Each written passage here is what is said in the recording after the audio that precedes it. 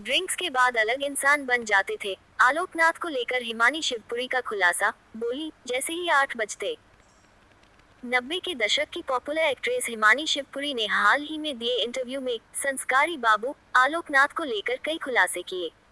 उन्होंने कहा कि ड्रिंक्स के बाद वो अलग इंसान बन जाते थे। 90 के दशक में दिलवाले दुल्हनिया ले जाएंगे और हम आपके हैं कौन जैसी फिल्मों से बॉलीवुड में एक्टिंग का लोहा मनवा चुकी एक्ट्रेस हिमानी शिवपुरी आज भले ही पर्दे से दूर है, मगर एक समय पर वो अपने सपोर्टिंग रोल्स के लिए जानी जाती रही हैं। उन्होंने सपोर्टिंग कैरेक्टर्स से खूब नाम कमाया। माँ, बहन और दादी के रोल में उन्हें लोगों ने खूब पसंद किया है। ऐसे में अब उन्होंने गुजरे जमाने के किस्सों का जिक्र किया है।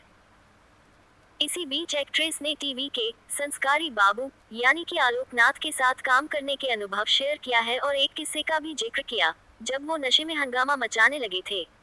चलिए बताते हैं एक्ट्रेस ने क्या कुछ कहा है। दरअसल हिमानी शिवपुरी ने हाल ही में सिद्धार्थ कानन के पॉडकास्ट में शिरकत की।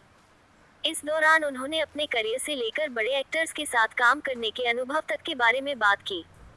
इसी बीच एक्ट्रेस से एक्टर आलोकनाथ को लेकर सवाल किया गया कि उन्हें एक संस्कारी बाबू कहे जाने पर हिमानी को गुस्सा आता था। इस पर हिमानी शिवपुरी ने बेबाकी से जवाब दिया और आलोकनाथ से जुड़ा किस्सा भी शेयर किया।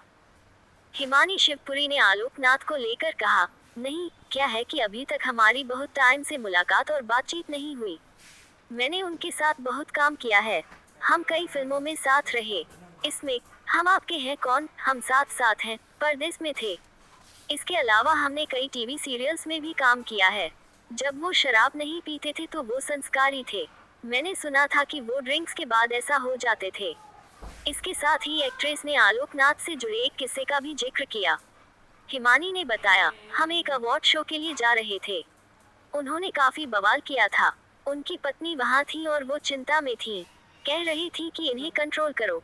हिमानी ने आगे कहा, मैंने उनसे कहा कि मत करो, नहीं तो आपको प्लेन से नीचे उतार दिया जाएगा।